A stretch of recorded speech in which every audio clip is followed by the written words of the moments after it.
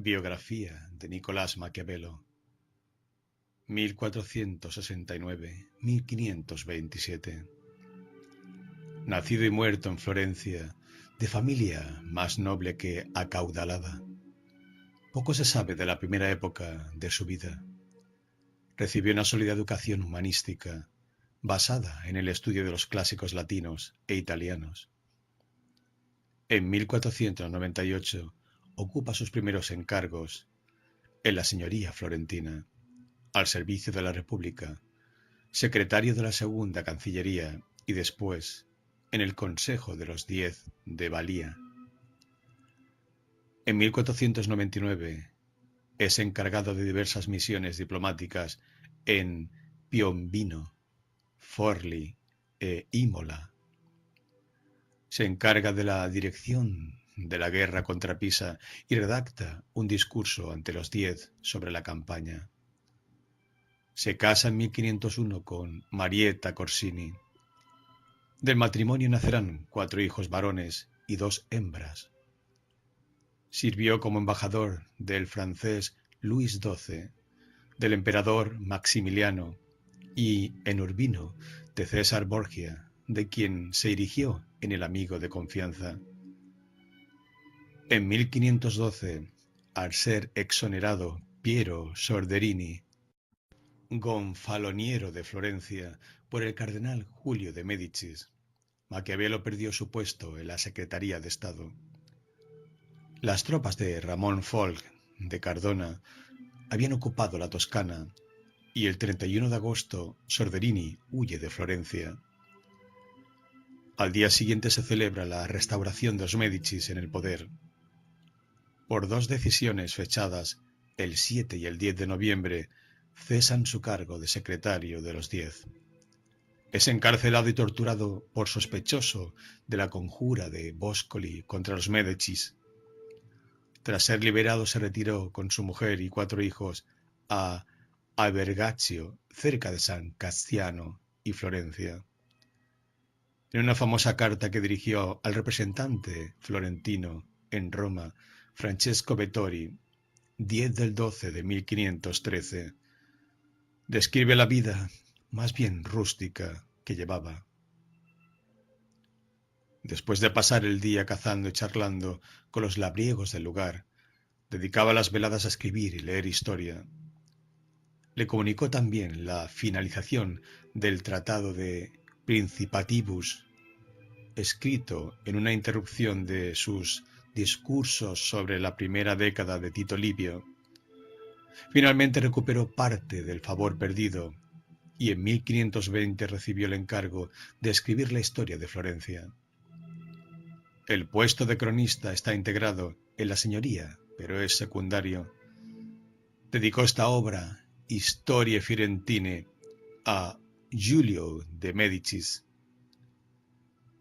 que había ascendido al trono pontificio con el nombre de Clemente VII. 6 años más tarde le confió el Papa la inspección de las fortificaciones de Florencia. En 1527, año convulso para los territorios italianos, en el que las tropas de Carlos V saquean Roma, los Médicis huyen de Florencia y los sustituye un gobierno del partido aristocrático. Maquiavelo no fue considerado lo bastante hostil a los Médicis para seguir ocupando el cargo. Enfermo de pena, según se dice, por el giro de los acontecimientos, murió el 21 de junio de ese año. Maquiavelo es un pensador, pero sin un sistema filosófico concreto, un humanista con nostalgia de la grandeza de la antigua Roma, patriota sin principios éticos y oportunista. Si Tomás Moro es un idealista, Maquiavelo está en el extremo opuesto. No se distinguió ni por su amor ni por su respeto a sus semejantes. Procurar el bien moral o material del pueblo quedaba relegado frente al objetivo de afianzar el poder del déspota.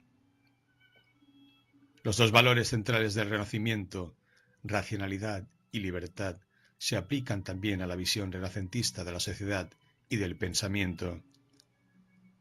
El progreso en la historia depende de la acción del hombre y no de la intervención divina.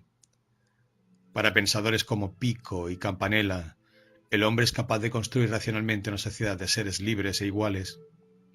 El orden político ha de ser el reflejo de estos valores. Maquiavelo rechazó cuanto fuera idealismo y teoría y aplicó el sentido práctico. La política nada tenía que ver con la moral, la ética o la religión. El Estado. Maquiavelo tiene una concepción totalmente diferente de la sociedad humana. Para él el hombre es por naturaleza perverso y egoísta, solo preocupado por su seguridad y por aumentar su poder sobre los demás. Solo un Estado fuerte, gobernado por un príncipe astuto y sin escrúpulos morales, puede garantizar un orden social justo que frene la violencia humana. Fue el primero en usar la palabra Estado en su sentido moderno. Algunos le atribuyen la invención de la dictadura moderna y su consiguiente Realpolitik como expresión específicamente distinta de las antiguas formas de totalitarismo. Sus ideas políticas estaban impregnadas de sentido práctico y una visión realista de gobierno. Su obra El Príncipe, 1513. El príncipe o el gobernante tiene como misión la felicidad de sus súbditos, y ésta solo se puede conseguir con un Estado fuerte. Para conseguirlo tendrá que recurrir a la astucia, al engaño y, si es necesario, a la crueldad. La virtud fundamental es la prudencia, para la conveniencia del Estado. Si el interés de la patria exige traición o perjurio, se comete. La grandeza de los crímenes borrará la vergüenza de haberlos cometido. Los medios no importan. No es necesaria la moral, sino un realismo práctico. No lo que debe ser, sino lo que es en realidad. Política y moral son dos ámbitos distintos e incluso contradictorios. Aunque el príncipe estuviera dedicado a Lorenzo de Médicis, 1492-1519, duque de Urbino, con la esperanza de recuperar la confianza perdida, Maquiavelo quiere presentar en esta obra el arquetipo de cualquier político. Su personalidad debe poseer condiciones especiales para llegar al poder y mantenerse en él. Capacidad de manipular situaciones, ayudándose de cuantos medios precise mientras consiga sus fines. Lo que vale es el resultado. El que consigue el poder es el príncipe, el que consigue el orden y la paz son los súbditos. El gobernante debe poseer seria destreza, intuición y tesón, así como habilidad para sortear obstáculos y moverse según soplan los vientos. Diestro en el engaño, no debe tener virtudes, solo aparentarlas. Amoral, indiferencia entre el bien y el mal, debe estar por encima. Para Maquiavelo, la mejor forma de gobierno es la república. El gobierno de muchos es mejor que el de unos pocos, y justifica a la romana como la más perfecta. Aunque él era republicano y aspiraba a convertir a Florencia en un estado fuerte, en el príncipe acepta como mal menor que en ciertos momentos de corrupción y desorden, que es más útil y eficaz la acción de un solo personaje adornado de cualidades excepcionales. La unidad de Italia. El príncipe es el producto de una idea capital que lo informa en todos sus aspectos. Maquiavelo no había echado por la borda todo vestigio de la ética discernible en los discorsi. En el último capítulo de El Príncipe, titulado Exhortación a liberar Italia de las manos de los bárbaros, proclama con apasionada sinceridad lo que constituye la idea rectora y motivante de la obra. Italia debe hallar su gobernante y sacudir el yugo extranjero. Escribe: espero que algún príncipe, siguiendo estas normas mías, consiga enseñorearse de toda Italia y hacer de ella un país grande, compacto y rico como los otros que ahora predominan en Europa. El historiador objetivo se convierte ahora en un inflamado patriota que propugna la unidad de Italia. Al pesimismo y la carencia de escrúpulos han venido a suplantar de pronto la esperanza y aun la fe. Para aceptar el papel de padre de la patria, propone a Lorenzo de Médicis, duque de Urbino, vana exhortación. Pues Lorenzo no pasaba de ser una figura secundaria que no ofrecía la menor esperanza. No es, por tanto, necesario a un príncipe poseer todas las cualidades anteriormente mencionadas, pero es muy necesario que parezca tenerlas, e incluso me atreveré a decir que si las tiene y si las observa, siempre son perjudiciales, pero si aparenta tenerlas, son útiles. Por ejemplo, parecer clemente, leal, humano, íntegro, devoto y serlo, pero tener el ánimo predispuesto de tal manera que si es necesario no serlo, puedas y sepas adoptar la cualidad contraria. Y si se ha de tener en cuenta que un príncipe, y especialmente un príncipe nuevo, no puede observar todas aquellas cosas por las cuales los hombres son tenidos por buenos, pues a menudo se ve obligado, para conservar su estado, a actuar contra la fe, contra la caridad, contra la humanidad, contra la religión. Por eso necesita tener un ánimo dispuesto a moverse según le exigen los vientos y las variaciones de la forma, y, como ya dije anteriormente, a no alejarse del bien, si puede, pero a saber entrar en el mal, si se ve obligado. Dice Maquiavelo en El Príncipe.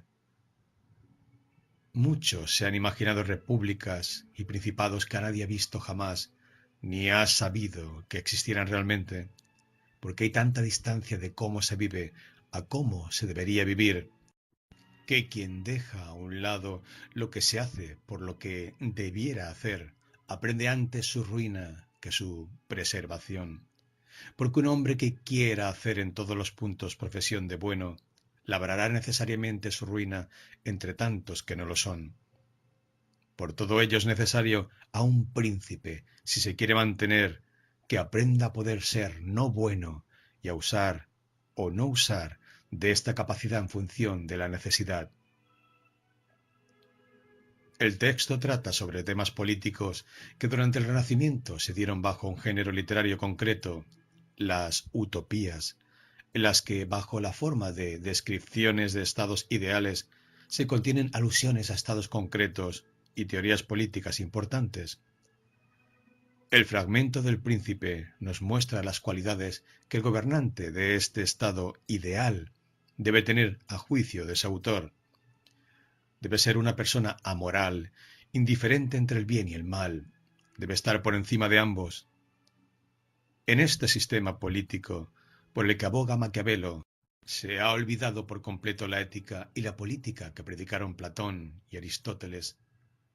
Ahora un hombre bueno, moral y honrado no puede, según el autor, ser un buen político. Resumiendo, todo el texto se basa en un único principio: el fin justifica los medios. Otras obras. La guerra. La moralidad de su política, expuesta en El Príncipe, se da a las manos con la que impera en sus ideas sobre el matrimonio, desarrolladas en su comedia La Mandrágora, escrita entre 1512 y 1520. Esta comedia en prosa, una de las que gozaron de más favor en su tiempo, es licenciosa a la manera de Boccaccio. En ella, como en las obras de éste, la deshonestidad y la hipocresía triunfan sobre la estupidez. En los Discorsi trata Maquiavelo de arrancar a la historia antigua lecciones de sabiduría política. Al cabo de numerosas observaciones sobre el auge y la caída de los gobiernos, así como sobre el arte de la guerra, el autor llega a la conclusión de que, aunque un hombre fuerte debe fundar un Estado o levantarlo de su decadencia, la mejor forma de gobierno es la república, en que participen todos los ciudadanos. Fase esta del pensamiento político que no llegó a alcanzar en El Príncipe. Prefiere el paganismo al catolicismo, pues considera aquel más íntimamente vinculado a la vida cívica. aboga por la creación de un ejército poderoso, pero formado no por mercenarios, sino por ciudadanos, siendo así que todos los estados cambian por evolución o por revolución. Un estado que desee conservar su libertad o independencia debe mantenerse siempre en guardia. El tratado Arte de la Guerra, escrito después de 1516, emplea la forma tan popular en el Renacimiento del diálogo, conversaciones que se fingen mantenidas en los jardines florentinos de Rucellai. El capitán Fabrizio Colonna propugna la necesidad de un ejército poderoso de ciudadanos, apoyado en la presunción de que Italia, que tal preeminencia ha alcanzado en todas las demás artes, debe destacar también en la de la guerra.